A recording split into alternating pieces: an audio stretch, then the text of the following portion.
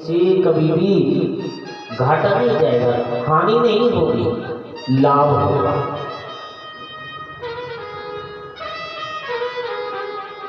सूजी महाराज कहते हैं बैठ जाओ, मैं तुम्हारे लिए वही श्रीमद् भागवत की कथा जिसे मैं सुन करके आया हूं उसी कथा को मैं तुम्हें सुनाता हूं, लेकिन सुनोगे कैसे?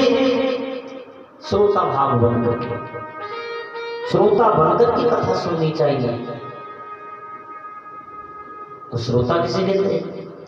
देखो श्रोता भी कई प्रकार के होते हैं, जो भाव से भक्ति से बैठ करके एक आसन लेकर के एकाग्रचित होकर के तो कथा सुनते हैं, उस श्रोता कहलाते हैं। एक होते हैं श्रोता, आए बस आकर पीठ लगाई दीवार से खम्भ से और बस सो गए, वो होते श्रोता। तीसरे जो होते वो होते श्रोता, यानी कि बैठ करके कभी इधर की कभी उधर की, कभी घर की कभी बाहर की, कभी इधर की कभी उधर की, कतर कतर उनकी जीव ही बंद नहीं रहती है, जीव तो दमादम चलती रहती है। बहुत ही श्रोता, अरे कभी इधर की करो कभी उधर की करो, कभी बाहर की करो कभी भीतर की करो, और थोड़ी थोड़ी हरी की भी करो। तो ऐसा कहते हैं। देखो श्रोता बनकर के कथा सुननी चाहिए। और श्रोता शब्द किसके लिए आया है? देखो श्रीमद् भागवत कथा के अंदर तो सर्वप्रथम सौनक जी को श्रोता शब्द आया है, फिर गांडीकारी अर्जुन के लिए भी आया है, जिन्होंने गीता सुनाई थी अर्जुन के लिए, श्रीमद् भागवत गीता। फिर उद्धव जी के लिए भी श्रोता शब्द आया है, इन्होंने भी भागवत को श्रवण किया है। और फिर रामचरितमानस के अंदर पक्षीराज गरुड़ जी और कागभूषण जी, इनके लिए भी श्रोता शब्द का उच्चारण है। नागपाश को काटने के बाद में ऐसा कहते हैं, गरुड़ जी को भ्रम हो गया, और गरुड़ जी को भ्रम हुआ तब ऐसा कहते भगवान शंकर ने उन्हें समझाया, ऐसा करो आप और जाकर के कागभूषण जी के आश्रम पे चले जाओ, तुम्हारे मन के अंदर भ्रम बना हुआ है, मुझे पता है। तो देखो जब गरुड़ जी महाराज कागभूषण जी के आश्रम पर गए तो वहां जाकर के उनका रोम रोम पुलकित हो गया, खिल उठा। सदा कृतार्थ रूप के मृदु बचन खगेश, जय के स्तुति सादरी निज मुख कीन महेश। भगवान शंकर ने खुद वर्णन किया, खुद उनके लिए वहां की महिमा बताई, तब जाकर के गरुड़ जी के मन के अंदर जो भ्रम था वो दूर हुआ, और उन्होंने जाकर के मन में सोचा कि जैसा भोले बाबा ने मुझे बताया था वैसा ही मैंने यहां पर पाया है। तो आज फिर कागभूषण जी ने फिर उनके आने पर उनको देख करके हाथ जोड़ करके प्रार्थना की, महाराज नाथ कृतार्थ भयउ में तब दर्शन खगराज, आयुष देहु सो करूं अब प्रभु आयु की काज। महाराज क्यों पधारे होंगे? महाराज मुझे तो भगवान शंकर ने और मेरे मन के अंदर जो भ्रम पैदा हो गया था वो भ्रम निकालने के लिए यहाँ पर भेजा था, लेकिन यहाँ की तो लीला ही निराली है। तब ऐसा कहते हैं कागभूषण जी ने, और राम कथा को आज गरुड़ जी महाराज के लिए सुना। तो बड़े प्रेम से भाव से कथा को सुना। तो देखो कथा तुलसी भी हो, इसको सुनने से हमारे मन के अंदर भ्रम, क्योंकि राम जी की कथा तो वैसे भी बड़ी प्यारी है। राम कथा सुंदर करतारी और सबसे विहंग उड़ावनहारी।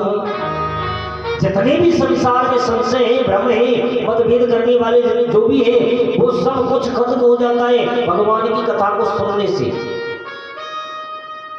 इसीलिए परमात्मा की पावन कथा को सुनना चाहिए। तो आज हम और आप यहाँ पर बैठे हैं,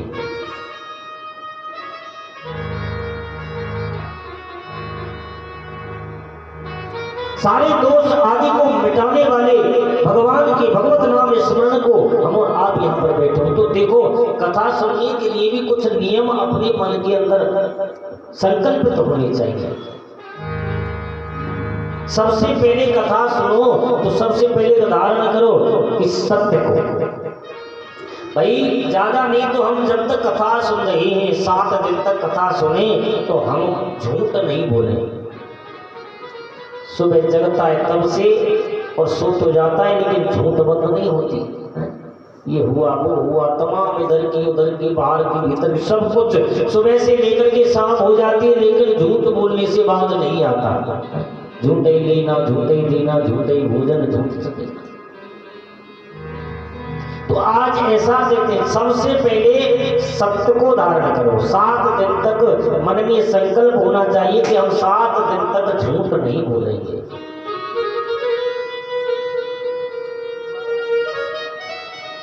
दूसरी बात, मन में दया रखनी चाहिए।